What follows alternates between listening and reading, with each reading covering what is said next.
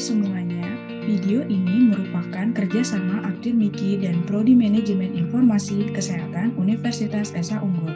Tim penyusun video ini adalah Nauri Anggita Temesvari, Mika Nurmalasari, Bitri Zulma Komarania, Alivia Deranita, dan Angelia Dia Sukmarini. Video ini merupakan praktikum dengan topik analisis kuantitatif rekam medis pada mata kuliah Manajemen Mutu Informasi Kesehatan.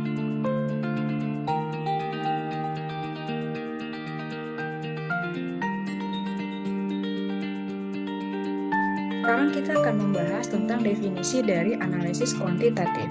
Analisis kuantitatif yaitu telaah atau review bagian tertentu dari isi rekam medis dengan maksud menemukan kekurangan, khususnya yang berkaitan dengan pendokumentasian rekam medis.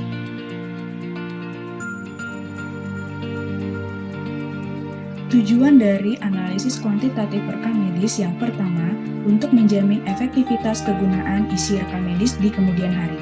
Yang kedua, rekam medis menjadi lebih lengkap berguna untuk administratif, legal, fiskal, research, education, documentation, public health, dan marketing planning.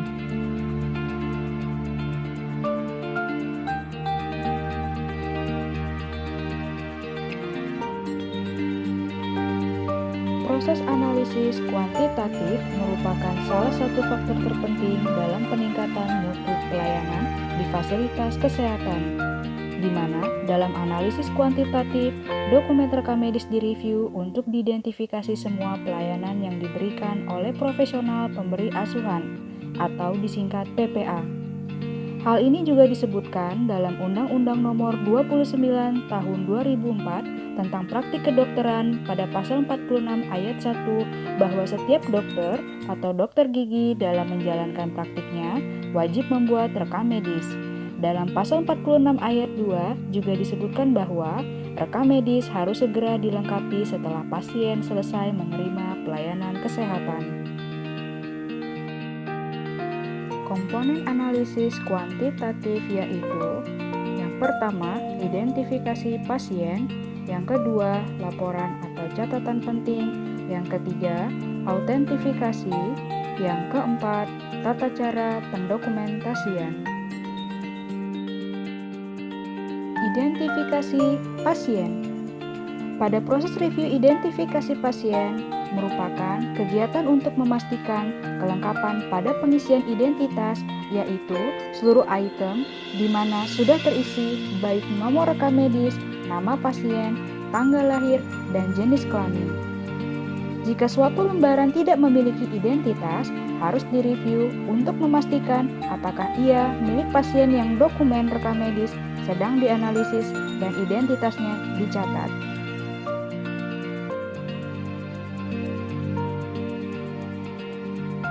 Berikut adalah contoh dari review identifikasi pasien.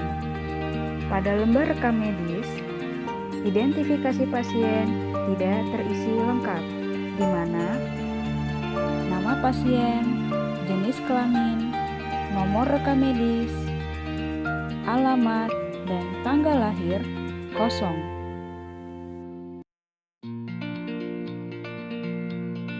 Review laporan atau catatan penting. Pada proses review laporan atau catatan penting merupakan kegiatan memastikan kelengkapan pada pengkajian awal, general consent, resume medis, inform consent, laporan anestesi, laporan operasi yang tergantung dari diagnosa maupun tindakan yang diberikan kepada pasien. Pasien yang melakukan pendaftaran rawat inap diberikan penjelasan tentang hak dan kewajiban pasien dalam bentuk persetujuan umum atau general consent. Kemudian akan dilengkapi dalam formulir pasien masuk. Selanjutnya, pasien dilakukan pengkajian awal dokter berupa lembar anamnesa dan pemeriksaan fisik, diagnosa awal, dan pengkajian perawat. Selanjutnya, dilakukan rencana penata laksanaan berupa asuhan keperawatan oleh perawat dan diikuti oleh instruksi dokter. Jika diperlukan pemeriksaan atau tindakan khusus, maka dilengkapi laporan seperti laporan patologi anatomi, laporan anestesi, dan laporan operasi. Kemudian, diikuti dengan catatan perkembangan baik oleh dokter atau perawat. Selanjutnya, jika pasien sudah diperbolehkan pulang, maka dibuat rencana pasien pulang, ringkasan perawat, dan ringkasan riwayat pulang. Berikut adalah contoh catatan penting dari rekam medis. Formulir edukasi terintegrasi pasien rawat inap adalah pendidikan pasien dan keluarga mengenai pengetahuan yang diperlukan oleh pasien dan keluarga selama proses asuhan maupun pengetahuan yang dibutuhkan setelah pasien dipulangkan ke pelayanan kesehatan lain atau rumah. Selanjutnya adalah formulir discharge planning. Formulir discharge planning adalah formulir yang berisi rencana pemulangan pasien di mana unsur yang dilibatkan yaitu pemberi pelayanan, waktu, tanggal, dan lokasi untuk kontrol, pengobatan di rumah yang mencakup resep obat baru, daftar obat yang harus tersedia saat di rumah, dan yang harus dihentikan. Selanjutnya adalah lembar informed consent. Lembar informed consent merupakan persetujuan tindakan kedokteran yang diberikan oleh pasien atau keluarga pasien setelah mendapatkan penjelasan secara lengkap mengenai tindakan kedokteran dan kedokteran gigi yang dilakukan terhadap pasien. Informed consent menunjukkan suatu izin atau konsen atau pernyataan setuju dari pasien yang diberikan dengan bebas dan rasional sesudah mendapatkan informasi dari dokter dan sudah dimengerti oleh pasien.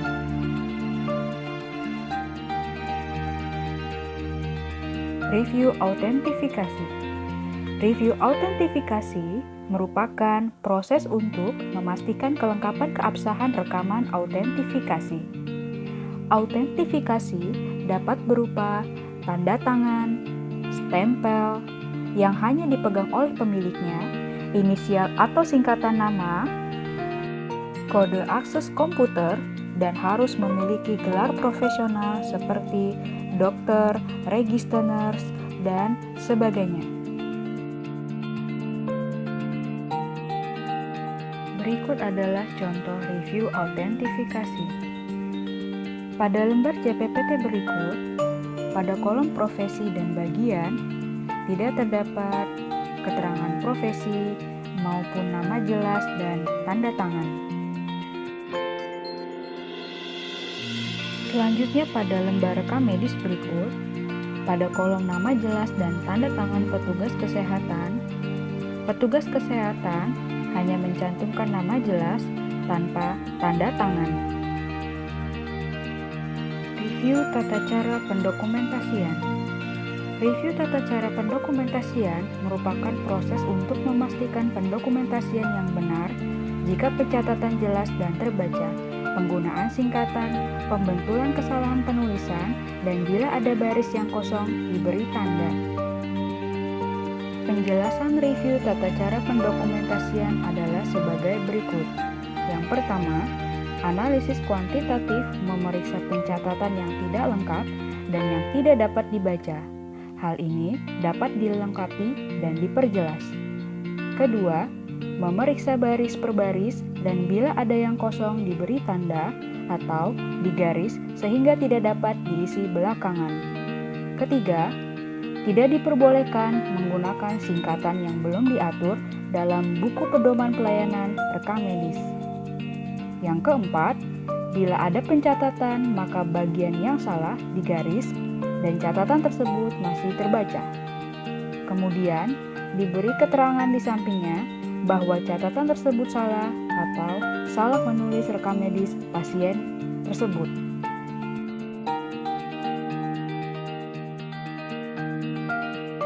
Berikut adalah contoh review pendokumentasian.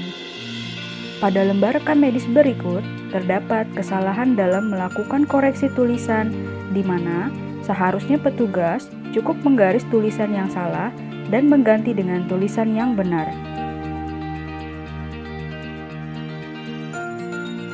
Selanjutnya, pada lembar rekam medis berikut, tanda plus pada penulisan seharusnya ditulis tambah atau dan untuk menghindari kesalahan interpretasi.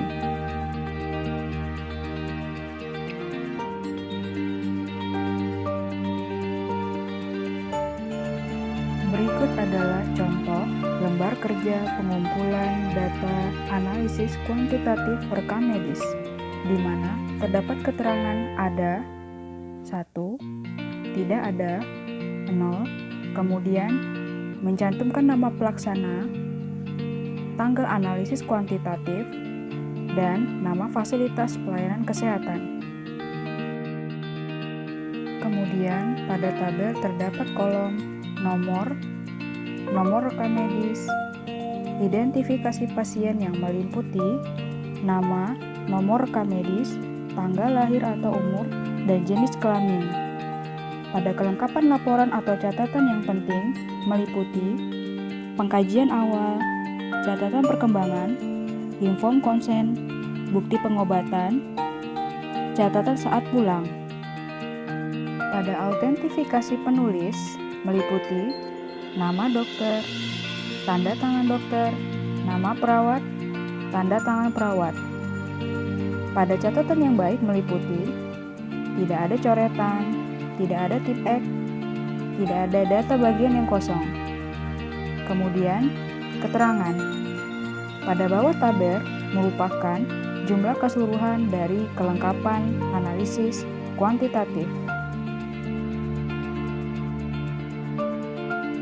Berikut merupakan lembaran kerja rekapitulasi analisis kuantitatif rekam medis, di mana meliputi jumlah berkas yang dianalisis, kemudian tanggal analisis. Pada tabel terdapat kolom nomor, kriteria analisis, kelengkapan, baik itu dalam jumlah maupun persentase. Pada masing-masing komponen, baik itu identitas pasien, kelengkapan laporan atau catatan yang penting, autentifikasi penulis, dan catatan yang baik, dicantumkan rata-rata kelengkapannya. Pada bawah tabel, diberikan kesan dan saran dari analisis kuantitatif rekam medis yang dilakukan.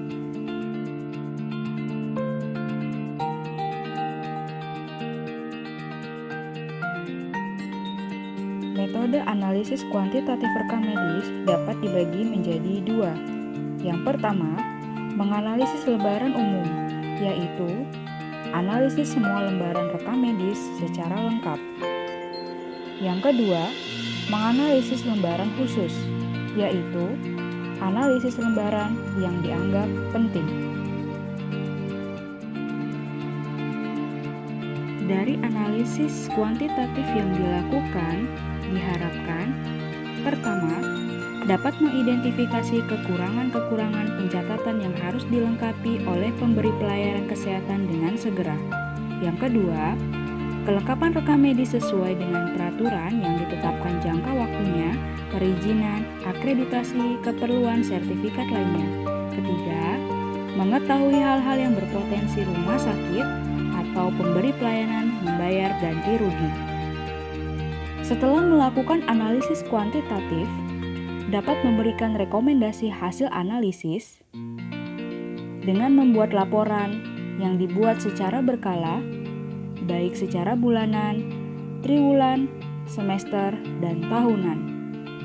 Laporan dapat berupa tabel atau grafik yang menggambarkan presentasi kelengkapan, kemudian membandingkan antar periode, melihat trendline, melihat hasil sesudah dilakukan tindak lanjut.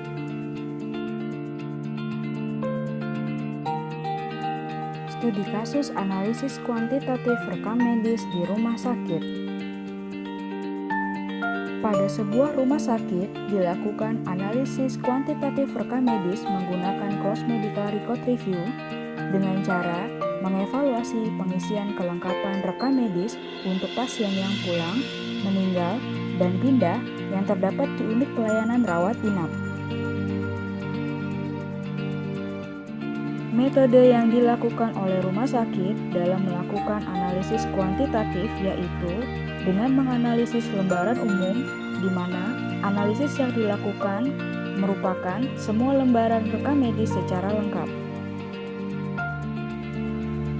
Berikut adalah analisis kuantitatif yang dilakukan di rumah sakit, di mana indikator penilaian meliputi yang pertama, resume medis rawat inap, kedua, formulir dasar. Ketiga, catatan perkembangan terintegrasi. Keempat, penerapan komunikasi efektif melalui TBAK atau tulis, baca, konfirmasi. Kelima, care plan. Keenam, discharge planning. Ketujuh, daftar instruksi medis farmakologis untuk rawat inap. Yang kedelapan, daftar instruksi medis non-farmakologis. Yang kesembilan, daftar pemberian terapi cairan atau infus. Kesepuluh, praanestesia dan sedasi. 11, edukasi tindakan anestesi dan sedasi. 12, status anestesi. 13, laporan pembedahan atau operasi. 14, checklist keselamatan operasi atau tindakan invasif. 15, persetujuan umum atau general consent. 16, formulir persetujuan atau penolakan tindakan kedokteran. 17, formulir persetujuan pemberian darah. 18, formulir persetujuan kemoterapi. 19, formulir transfer pasien. 20, formulir pindah rumah sakit. 21, edukasi terintegrasi. 22, tulisan mudah dibaca. 23, koreksi penulisan yang sesuai kaidah. 24, summary list atau profil pasien rawat jalan. Dari indikator tersebut, selanjutnya dilakukan penilaian dengan kriteria 0 jika item penilaian tidak lengkap, 1 jika item penilaian lengkap, dan NA jika tidak dilakukan kegiatan atau tindakan tertentu. Setelah dilakukan pengecekan, maka selanjutnya dibuat ke dalam laporan rekapitulasi sebagai contoh berikut. Kemudian akan didapatkan hasil, jumlah kelengkapan, dan rata capaian dari analisis kuantitatif rekam medis berupa persentase maupun jumlah. Dari masing-masing lembar rekam medis yang dilakukan analisis kuantitatif selanjutnya, sesudah mendapatkan capaian dari hasil analisis kuantitatif dapat dilakukan rencana tindak lanjut maupun pemberian saran terhadap hasil dari analisis kuantitatif yang dilakukan.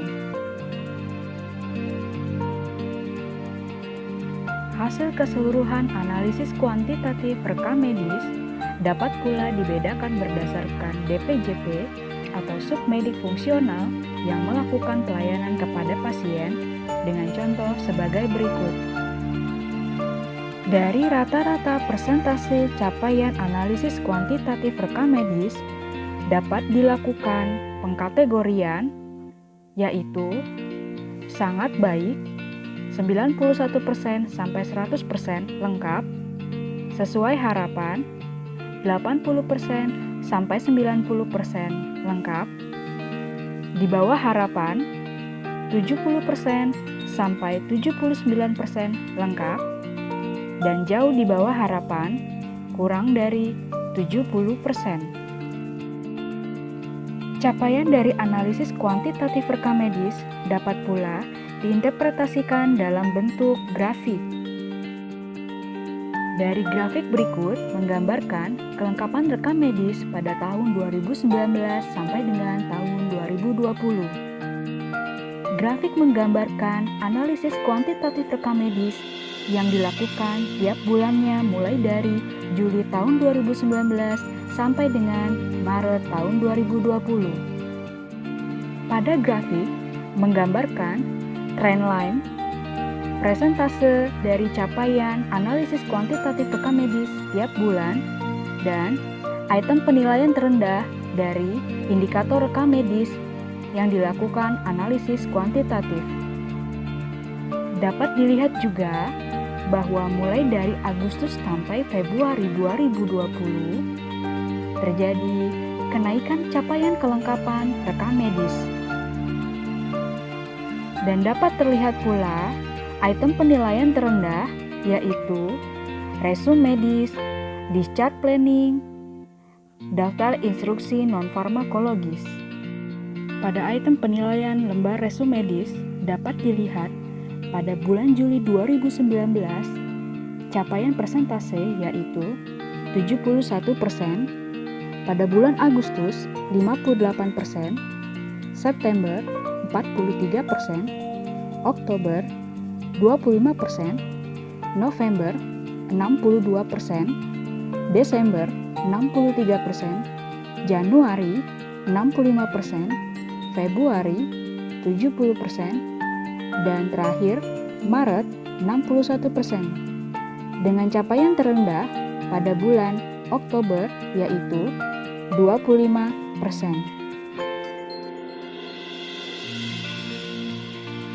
Pada lembar discharge planning, capaian analisis kuantitatifnya adalah pada bulan Juli 94%, pada bulan Agustus 58%, September 57%, Oktober 81%, November 77%, Desember 60%, Januari 71%, dan Februari 67%. Dan capaian terakhir pada bulan Maret yaitu 75%. Dengan capaian terendah yaitu 57% pada bulan September. Pada lembar daftar instruksi non-farmakologis, capaian persentase analisis kuantitatif yaitu pada bulan Juli 76%, Agustus 33%, September 39%, Oktober 31%, November 92%, Desember 37%, Januari 48%, Februari 36%, dan Maret 29%. Dengan capaian paling rendah ada di bulan Maret yaitu 29%. Setelah menentukan kriteria dari capaian persentase analisis kuantitatif rekam medis seperti sangat baik 91% sampai dengan 100%, sesuai harapan 80% sampai 90%, di bawah harapan 70% sampai 79%, jauh di bawah harapan kurang dari 70%. Selanjutnya, kita dapat menentukan kriteria dari capaian hasil persentase per departemen yang dilakukan analisis kuantitatif sebagai berikut. Pada penyakit dalam, capaian rata-rata 74% dengan kriteria di bawah harapan. Pada Departemen Obstetri dan Ginekologi, dengan capaian rata-rata 79% dengan kriteria di bawah harapan. Pada bedah, capaian rata-rata 77% dengan kriteria di bawah harapan. Pada urologi, dengan capaian rata-rata 71% dengan kriteria di bawah harapan.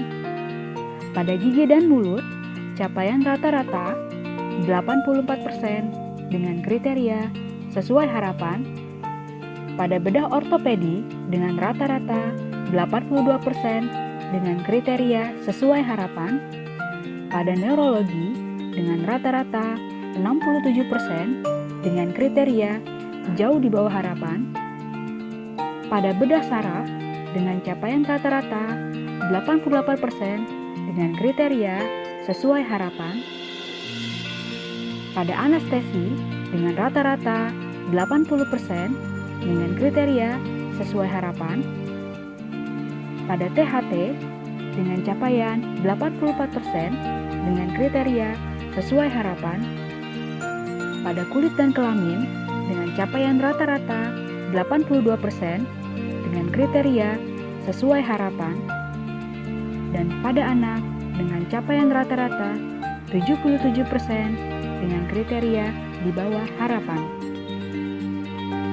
Dari tabel capaian persentase analisis kuantitatif yang dilakukan oleh rumah sakit, diperoleh bahwa nilai rata-rata secara keseluruhan dalam pengisian kelengkapan rekam medis yang dilakukan oleh DPJP pada bulan Juni 2019 memiliki kenaikan nilai sekitar 3%, yaitu 79% dibandingkan dengan persentase di bulan sebelumnya, yaitu 76%.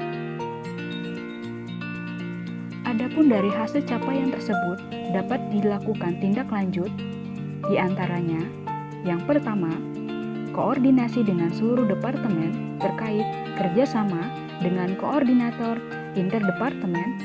Yang kedua, melanjutkan pengawasan pengisian kelengkapan rekam medis pasien secara rutin dan kontinu di ruang perawatan.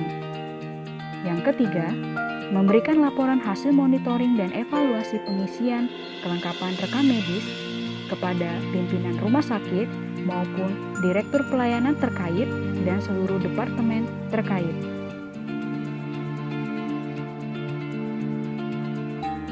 Kelengkapan pengisian rekam medis di unit rekam medis dapat pula diterapkan sebagai indikator mutu.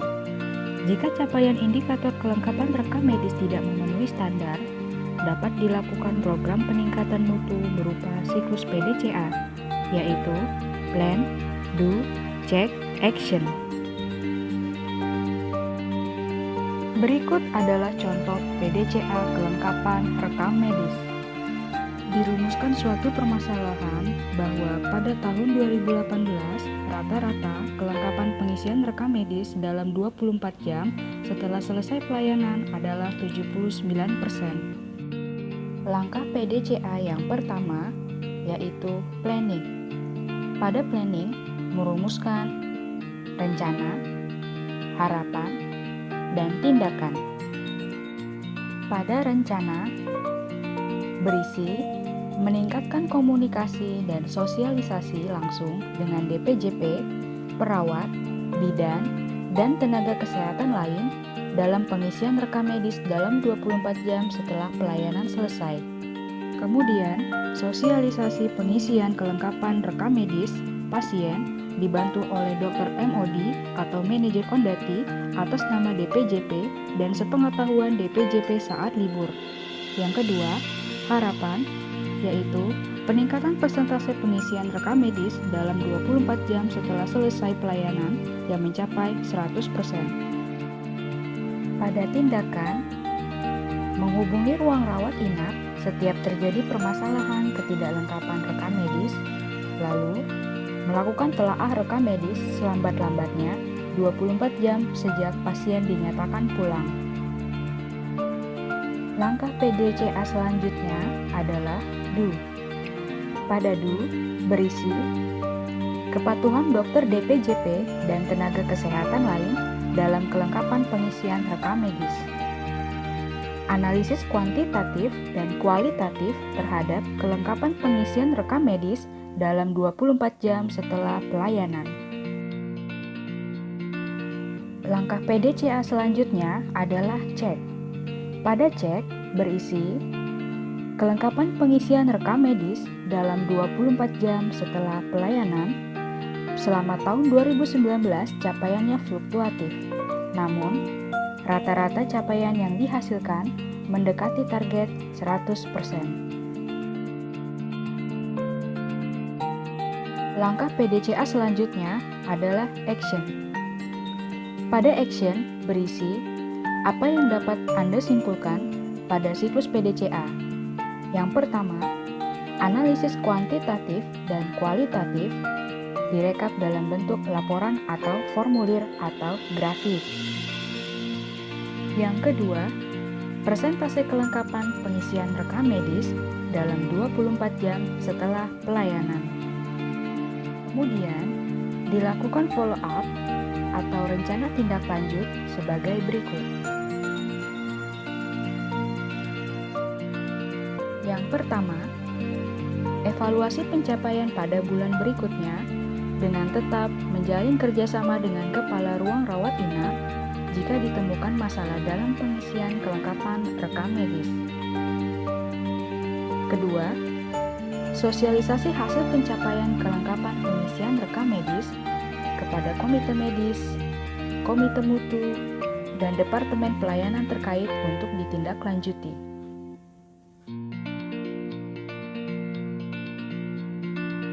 Dengan melakukan analisis kuantitatif, maka rumah sakit menerapkan standar peningkatan mutu dan keselamatan pasien, juga manajemen informasi rekam medis dalam akreditasi rumah sakit.